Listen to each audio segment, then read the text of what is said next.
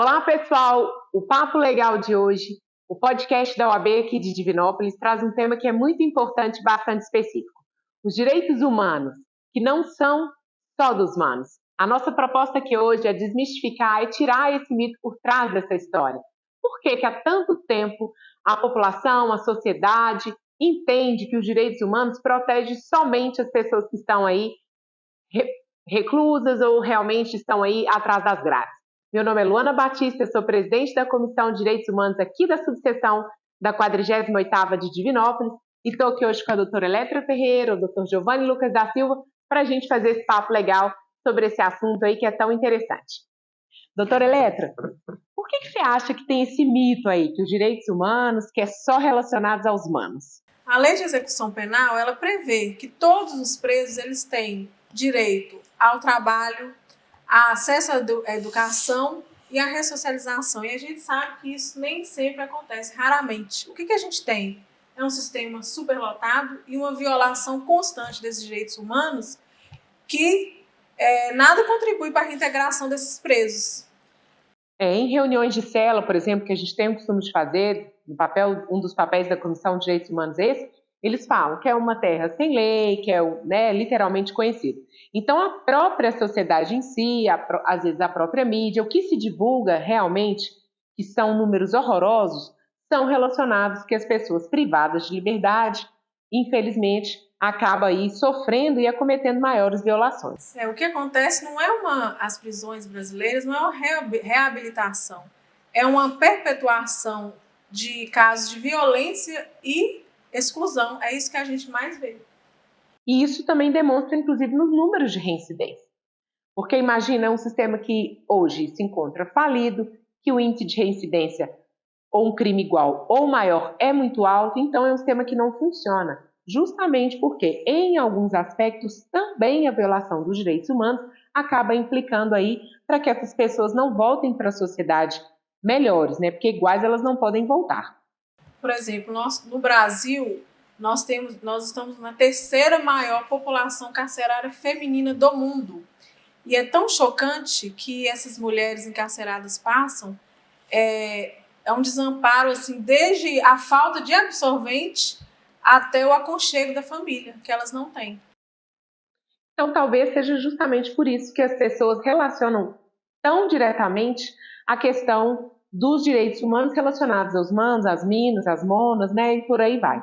Mas é justamente, o Dr. Giovanni atua em várias outras áreas, não é tão atuante na área criminal e também percebe alguns direitos humanos que são violados todos os dias, certo? Sim.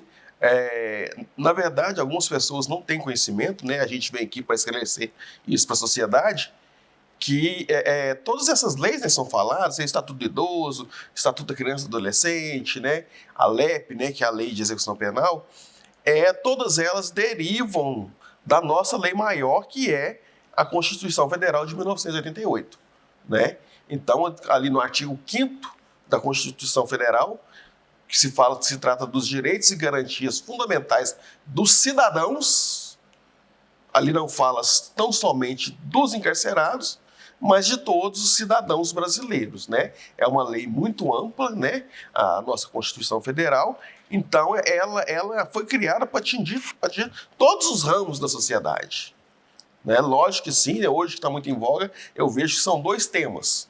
Né? A situação carcerária, que está muito em pauta, né? Que realmente é um sistema que não ressocializa, não recupera, pelo contrário, né? Eu já atuei vários anos na área criminal, deixei de atuar em razão disso. Porque 90% dos meus clientes, todos regressavam ao crime. Entendeu? E outra pauta que está em voga, né, hoje é a questão da vulnerabilidade. Sim. Da vulnerabilidade, né? E aí são vários aspectos, né? A própria questão da violência doméstica, das crianças, dos idosos, né? Dessas pessoas que são curateladas, que estão na sociedade, às vezes sendo exploradas, né? Sofrendo alguns crimes. E aí, de fato, a gente consegue perceber. Talvez a gente não tenha essa noção, né? Trabalho escravo, por exemplo. O trabalho escravo, né? Desde sempre, já se extinguiu, não existe, mas no estado, né? No próprio estado de Minas Gerais, nós sabemos que em algumas cidades ainda tem polos de escravidão. Então, o próprio trabalho, as condições mínimas de trabalho que são previstas hoje no nosso ordenamento, dentro da consolidação das leis trabalhistas, às vezes elas não são seguidas, né? Carga horária, condições de trabalho, às vezes lugares que são mais ermos, mais isolados. E sim, os direitos humanos estão previstos, sim, assim como você muito bem colocou, a partir da Constituição, elas são ramificadas. Então, os direitos humanos, por exemplo, é muito aplicado na área trabalhista, porque alguns direitos, a própria dignidade do trabalhador, em alguns aspectos, deixa de ser considerada e aí acaba sendo violado aí um direito humano. Sim. Os direitos humanos não são privilégios, é uma garantia para todos os cidadãos, inclusive para aqueles que depois vão integrar a sociedade, que é o caso dos encarcerados. Sim. E como eu falei, por que as pessoas trazem muito essa questão dos manos? Porque a sociedade em si, uma das funções da pena é justamente, de uma certa forma, trazer um sentimento de vingança para essa sociedade. Então não há o que se falar em boas condições dentro de uma unidade prisional. A família da vítima, a família, às vezes, né, que perde uma pessoa, a pessoa que perdeu, que teve um prejuízo no seu patrimônio. Então o que ela mais quer é que essa pessoa perca algumas condições. Só que algumas condições são da dignidade, são da própria vida dela. Então ela já é reclusa da liberdade, mas aí ela vai deixar de ter outras situações relacionadas aos seus direitos. Essa é uma questão que as pessoas trazem muito. Por isso que os direitos humanos, às vezes, é muito apedrejado, é muito questionado. Mas imagina só, se um humano, um cidadão, abrisse mão dos seus próprios direitos, como que ele ia fazer? Isso não é possível. Então não tem como a gente questionar ou até mesmo condenar os direitos humanos se eles são meus, se ele é de qualquer pessoa, indiferente se ele está ou não apenado, se ele está recluso de liberdade ou se ele está cumprindo uma pena alternativa. Os direitos são literalmente todas as pessoas, conforme o doutor Giovanni falou, previsto aí na Constituição. Outro fato, né, interessante, porque as leis, né, elas são criadas para garantir direitos, mas também deveres. Sim. Né? E como a pauta hoje seria essa questão do cidadão, da cidadania, talvez muitas pessoas não tenham conhecimento, mas a maior forma do cidadão brasileiro hoje exercer a cidadania é através do voto. Uhum. E o preso, condenado, ele não tem direito ao voto. Uhum.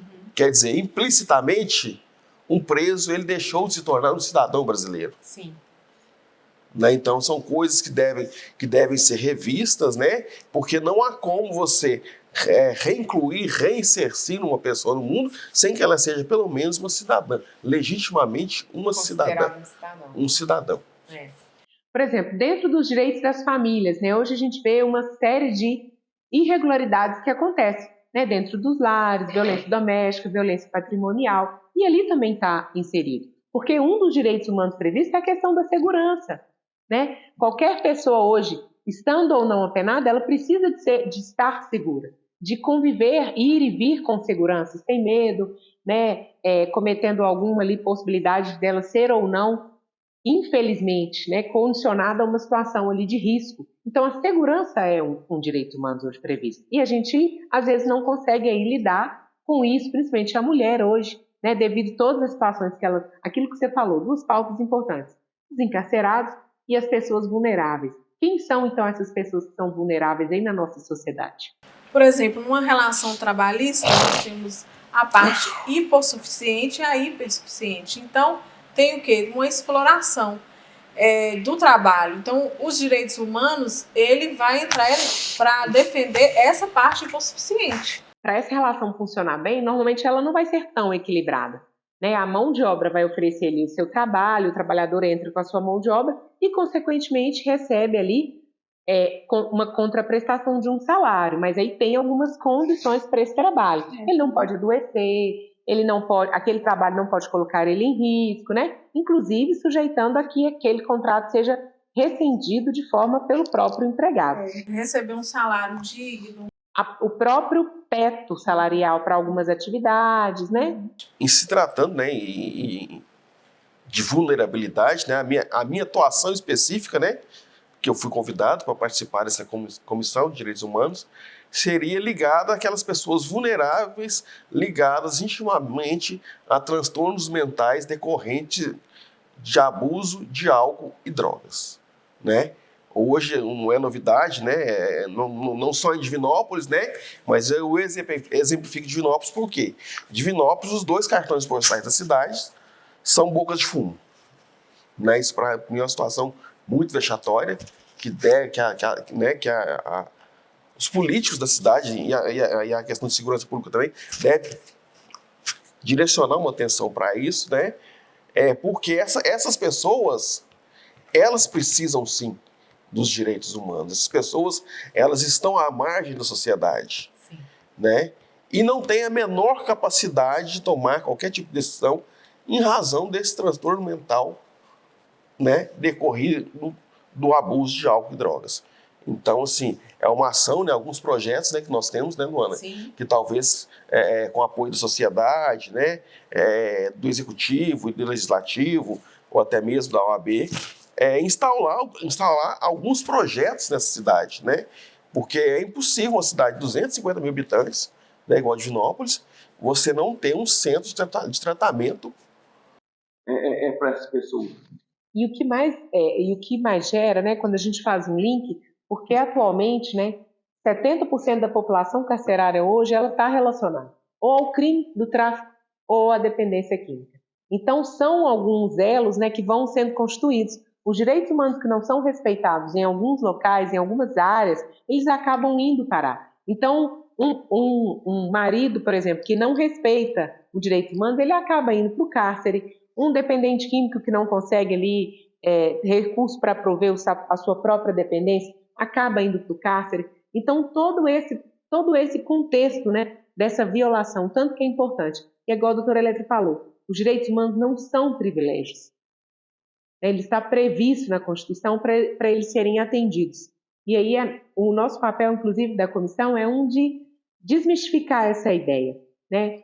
Trazer colegas que atuam em diversas áreas, na área da família, na área trabalhista, também na área criminal, na área da saúde pública, justamente para entender esse assunto, para divulgar mais essa proposta. Construir alianças, né? Sim, construir alianças, escrever projetos junto com a Comissão de Direito Penal, com outras comissões também que são específicas, pessoas com deficiência, pessoas que lidam direto com alguns assuntos específicos. Então, a Comissão de Direitos Humanos ela está aí para trabalhar junto, fazermos alianças com os colegas, com as entidades, com a população, para desmistificar esse preconceito. Nós estamos aqui para ajudar. Não é só para os criminosos, os encarcerados, não. Para toda a sociedade. Nós estamos disponíveis, né, doutor? Sim, sim. Até porque, né, se a gente vou ver a etimologia da palavra preconceito, ela por si só ela já é preconceituosa, né? Porque quando a gente fala preconceito, quer dizer, é um conceito, um julgamento antes de ter um conceito, antes de conhecer a causa, né? Então é isso aí, né? A Comissão de Direitos Humanos não está só para atender os encarcerados. Sim, precisam sim, precisam, mas também tem que ir lá na outra ponta, né? Nós estamos lá na ponta final da sociedade e temos que ir lá no início da ponte, que seja o quê? O direito à saúde, o direito à educação, então, a segurança, a vida digna mesmo, porque né? tudo isso influencia lá na ponta final, que é o encarceramento. Né? Então, assim, nós estamos aqui para atender todas as pessoas, sejam aquelas vulneráveis, idosos, né? Pessoas com deficiência física, pessoas com problemas com álcool e drogas, famílias também que são dependentes, codependentes. Estamos aqui para atender todas essas pessoas e cumprir o nosso papel junto à sociedade, que é o nosso dever enquanto cidadãos. E também advogados, né? Que nós também temos aí o nosso papel aí social. Então, foi um prazer a gente trazer esse assunto hoje. É só o começo da nossa comissão. É uma comissão que foi criada em 2025, com a gestão da presidente doutora Ellen e o vice-presidente doutor Marcelo, justamente para a gente trazer essa proposta. Vamos estar dentro dos cárceres? Sim. O único presídio hoje que nós temos aqui hoje instaurado na cidade é a Floramar. Nós temos também a PAC aqui de Divinópolis, que é outra proposta. Temos aí o encarceramento masculino e feminino, mas temos pessoas da cidade, né, indo para Formiga, para Itaúna, para os presídios aqui perto, mas também atuar em outros serviços da sociedade aí. Conselho tutelar, órgãos reguladores, o próprio Instituto Nacional da Previdência Social, onde aí a gente pode ter os direitos humanos sendo respeitados. Nós não vamos correr aí atrás, né, de falar sobre violação, porque isso a mídia já traz bastante, mas sim de trazer principalmente aí a aplicabilidade de um direito que é tão importante, né, do ser humano.